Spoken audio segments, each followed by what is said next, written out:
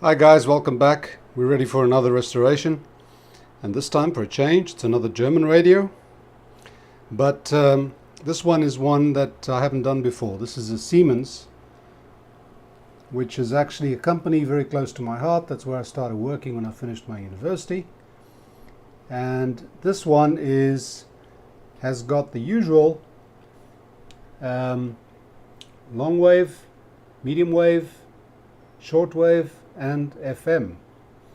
And as we can see from the condition, it's not in bad shape at all. Quite a bit of grime and dirt, but the important things are there. There is a broken piano key, but we can sort that out. But as you can see, it's basically a lot of dirt that's there, but the faceplate is complete. All the plastic surround is in perfect condition.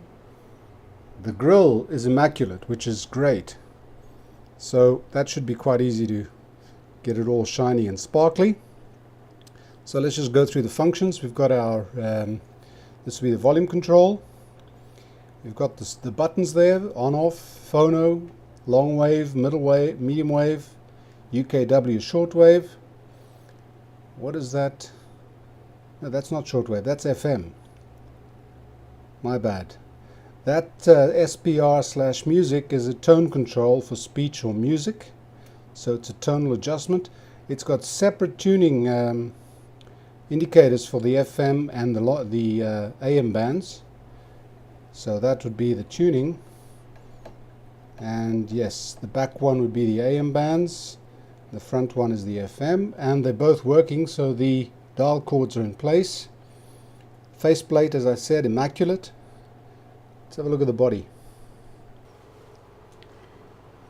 Condition is pretty good. This one's not going to need to go down to the wood, so it looks like the restoration of this cabinet is simply going to be getting rid of the varnish and redoing that. That is fine. Obviously no speakers on the side, so this has got one speaker, which we'll see when we look at the back. And let's do just that. That's pretty neat. One speaker, as we can see over there. There's a tuning eye, and here we've got the ferrite antenna, which is fixed in this case, not rotated. The magic eye is over there. Voltage selector here, that's obviously a cap that's going to have to go. That's one of the death caps. Transformer. This thing is really clean. This is brilliant. Antenna inputs. That'll probably be the phono input, and one of them will be the external speaker. But look at the condition of this thing. Everything is pretty much immaculate. It hasn't been messed with by the looks of it. We haven't seen inside yet, but other than a bit of dust, it looks pretty good. And we've got the usual complements of speaker of tubes. That can there's the FM can with, I haven't looked at the schematic yet, but I think it's the ECC85. That'll probably there be the mixer oscillator, ECH81, and then EF89 IF amplifier. You can see the EL84 at the back there, that's a power tube. And what's this guy over here? Don't tell me this is a rectifier tube, we'll see. The ABC80, that'll be the preamp. Okay, it's not a rectifier tube. This has obviously got a selenium rectifier. Makes things a bit simpler. This thing is really going to be a breeze. Now this one I'm doing differently because this is actually a friend of mine who wanted the experience of restoring a radio. And he's never done it before. He's standing here next to me, so I can say that he's not completely stupid. This should be quite easy for him. And what I want to do here is go through the schematic and show him how each stage is done and how we go through it, and explain to him basically how we do the restorations, but he's going to do the work. This is going to be his radio, it's going to be his restoration, and I'm going to be basically doing this as a hands-on tutorial with him. So let's take this out of the cabinet and see what we've got underneath. It's out of the chassis. This one was really easy to get out because all I had to do was to remove the indicator lamp, the dial lamp, the magic eye tube that just disconnects from the front panel, and what I did with the speaker, leaving a bit of the wire on the speaker itself, I just clipped it off so we know exactly which way around it goes. But once again, we can confirm the condition of this guy.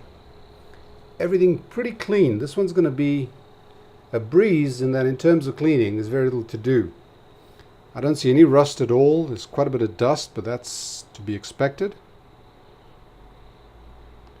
Yeah, this is brilliant. Those two capacitors have seen better days. Those are across the mains, probably filter caps. Those will definitely have to go. Tuning capacitor.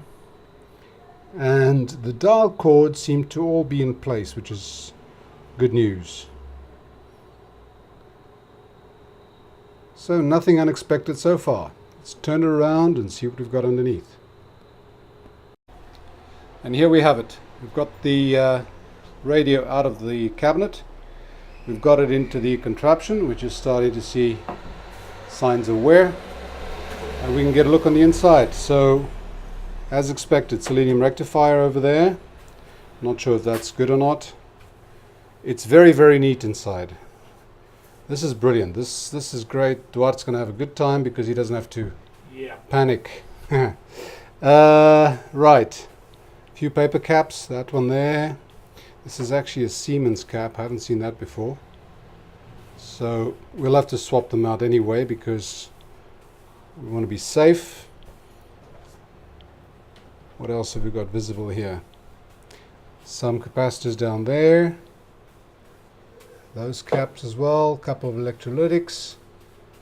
And this thing's going to be taken through the paces exactly like I've done all the other restorations. The only difference is I'll be explaining to my friend what's going on here.